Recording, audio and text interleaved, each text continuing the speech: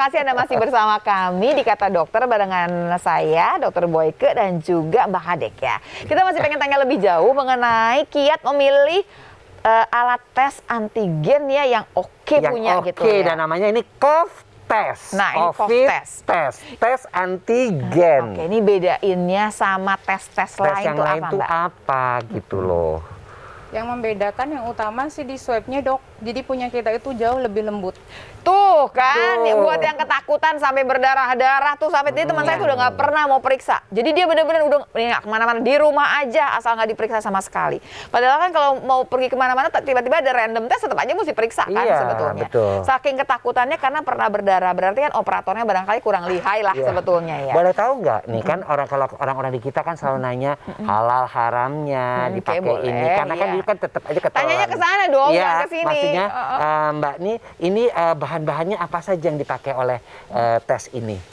Untuk swabnya sendiri itu terbuat dari bahan katun yang menyerap spesimen. Terus untuk tes kasetnya sendiri itu udah mengalami sterilisasi dengan sinar gamma. Jadi benar-benar diproses dengan high sterilization process dan high quality standard. Pokoknya yang paling penting kan sebenarnya adalah sticknya dong, karena kan sticknya yang masuk nih ke dalam tubuh kita. Jadi nggak usah takut ternyata yang si bulu-bulunya itu katun gitu ya. Katun yang menyerap medis. Katun kan dari kapas dari tubuh-tumbuhan tuh, jadi nggak usah takut, pasti halal lah dengan sendirinya. Sticknya sendiri plastik, tenang aja, udah nggak usah ada kepikiran. Kan kadang-kadang kalau ngeliatin kayak stick itu ujungnya ada bulunya gitu, langsung kepikiran jangan-jangan bulunya dari babi kan banyak yang dipakai gitu ya. Nggak usah takut, pokoknya ini larinya ke arah katun, halal, udah nggak repot. Sekarang tinggal operatornya mengerjakannya dengan benar. Apalagi kalau udah lembut gitu kan pasti nggak sakit mestinya. Mengurangi. Kita kan memang sengaja akan nempel ke nasofaring kan, memang akan memang sampai ujung nih, ujung bagian belakang memang kan. Jadi sebetulnya memang dan harus diputer nggak sih Mbak? Pertanyaan Mbak Kadek ya. Harus diputer-puter nggak? Kan banyak yang nanya gitu. Tuh kok diputer-puter sih? Emang harus diputer-puter satu. Yang kedua, harus kiri kanan nggak sebetulnya? Harus diputar aja sih, Dok. Tapi kan mesti dua ini nggak kan kadang masukin ke hidung kiri, ke lubang hidung kiri, lubang hidung kanan, atau satu aja cukup? Satu aja cukup, Dok. Satu aja cukup. Nah, nasofaringnya jadi satu kok kumpul di situ ya di ujung belakang. Kalau nggak mau di hidung, di tenggorokan boleh ya? Iya, di tenggorokan dengan catatan waktu mengerjakannya juga tidak boleh terkena gusi, terkena ludah, atau terkena gigi. Jadi terus langsung ke ujung gitu? Iya. Gitu. Nah kan masalahnya kalau aku tuh lebih seneng yang hidung tuh Dr. Boyke. Kenapa? Karena kalau yang itu takutnya lidahnya pas naik ke atas kan kena lidah. Berarti kan ntar ada ludahnya di situ gitu loh. Kalau aku karena dia nyerap masalahnya dong. Dibanding ngomong gini, sambil ngomong barangkali kan agak turun ya lidahnya kan. Emang gitu harus ngomong aku kalau dicek di tenggorokan. Jadi kita nih pemirsa biar tahu aja nih, kita berdua emang nggak pernah jodoh nih kalau udah kayak beginian ya. Jadi kalau Dr. Boyke tuh kepengennya tuh yang langsung aja dari kerongkong, dari tenggorokan nih langsung dari mulut gitu loh. Kalau saya mendingan dari hidung. Perkara dari hidung itu ternyata lebih nggak asik, ya lebih nggak asik lah, namanya juga diperiksa. Masa mau enak? Kalau enak mah makanan kali gitu kan ya. Agak tidak nyaman sedikit, agak tapi tidak itu yang nyaman akan ya membantu kita. Pemeriksaan itu. Agak tidak nyaman sedikit, cuman kita udah siasatin dengan yang lebih lembut sih, Dok. Tuh, udah dikasih. Jadi udah bahkan dikasih. untuk anak kecil pun kita udah pikirin buat anak kecil. Mereka biar meskipun sama ya itunya. Iya. Nah, itu ada masukannya itu yang tadi lu sampai sedalam mana ada iniannya? Enggak. Ada batasan. Bukan itunya sih Dok sebetulnya. Kan kalau operator itu udah diajarkan nih sebenarnya pemirsa bahwa dia itu harus mencapai nih misalkan nasofaring gitu ya kira-kira ya. Kalau anak kecil kira-kira dong nasofaringnya seberapa. Nanti dia akan mentok, sebenarnya kerasa mentoknya. Makanya kalau operatornya nggak jago, dia baru mentoknya ke tempat yang lain, dia pikir udah mentok ke nasofaring. Memang harus mengerti yang namanya anatomi nih, yang namanya sistem itu biasanya diajarin kok. Aku pernah lihat waktu itu di rumah sakit di Pasir Bogor itu kan ada orang-orang yang pengambilan swab kayak gitu tuh mereka diajarin bagaimana gitu kan. Ada sekarang tuh kan dengan adanya pandemi ini kan ada juga yang vaksin, itu kok dapat sertifikat tuh vaksin.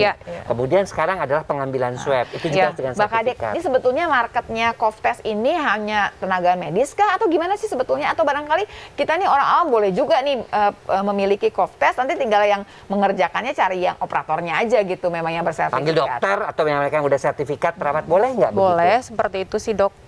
Boleh. Jadi seperti itu. Target market kita ada dari instansi pemerintahan, dari perbankan. Terus kita bekerja sama media transportasi yang lainnya. Seperti dari maskapai kayak gitu yang mereka punya memang tenaga medis. Mereka punya dokter perusahaan, makan mereka juga punya perawat dan kayak gitu. Jadi kita sediain aja alatnya, mereka datang dengan menggunakan pakaian lengkap, APD lengkap, kemudian mereka memeriksa. Atau gini deh yang paling gampang, misalkan saya mau bikin pesta nih pemirsa nih, Cia belum nggak pemirsa nggak bikin pesta. Aduh, anaknya tapi udah remaja. Iya ampun dokter boleh. Jangan dikawinin buru-buru ya. Misalnya tes ntar dulu.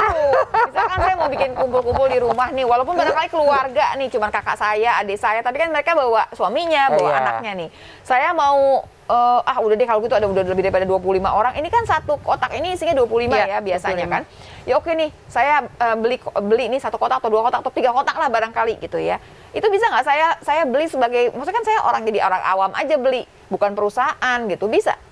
Kalau orang awam itu kita belum ACC sih dok. Kalau orang awam, enggak, maksudnya beli sebagai orang awam, harus klinik yang beli. Tetap klinik atau enggak perusahaan gitu yang langsung harus klinik kita. atau perusahaan yang terus membeli. ini misalnya nih 25 kan satu isinya, kan itu ada tempatnya kayak untuk itu 25. Kalau kita punya pakai 1 atau 2 boleh? Atau bisa ditutup lagi, disimpan lagi? Itu sudah individual pack masing-masing dok. Jadi 25 pack. Iya. 25 sudah 25. Jadi buffernya ada 25, tabungnya ada 25. Kemudian tes kasetnya ada 25, sticknya juga ada 25. Kayak gitu. Jadi sekali pakai ya buang udah gitu. Tempatnya doang tuh dok yang dari kardus ya, bentuknya buat bolong-bolongnya itu tuh ya dok ya cuma 1. Itu pun ada cuma 10 atau 12 gitu ya masalahnya gitu. Kan kita periksanya paling berapa banyak sih sebetulnya, nggak langsung semuanya 20 orang rame-rame kan. Gitu. Saya sih yang terpenting tuh itu loh sekarang itu kan pembantu pulang habis lebaran. Nah itu yang aku bilang kadang-kadang maksudnya. kita kan mikir ya udah aku bisa beli. Kemudian ya kalau aku juga ngerti lah di mana nasofaring kita kan. Nah, jadi kita cek kan sendiri aja. Perusahaan kan gini, kalau perusahaan IO misalkan, IO-nya WO lah gitu ya kan sekarang wedding udah mulai banyak nih. Nah kan biasanya kalau belum wedding itu dokter Boyke tadi mau masuk ke tempat resepsi itu kita diperiksa dulu. Nah kalau seperti WO itu beli boleh nggak? Atau barangkali perusahaan masih boleh dok. Dengan catatan memang ada tenaga nakes yang membantu proses pengambilannya. Masih bisa dok. Bisa. Jadi nggak, tapi memang kalau sendiri-sendiri gitu perorangan jangan sebetulnya. Karena kita takutnya nanti dipakai sendiri padahal cara pemakaiannya salah gitu.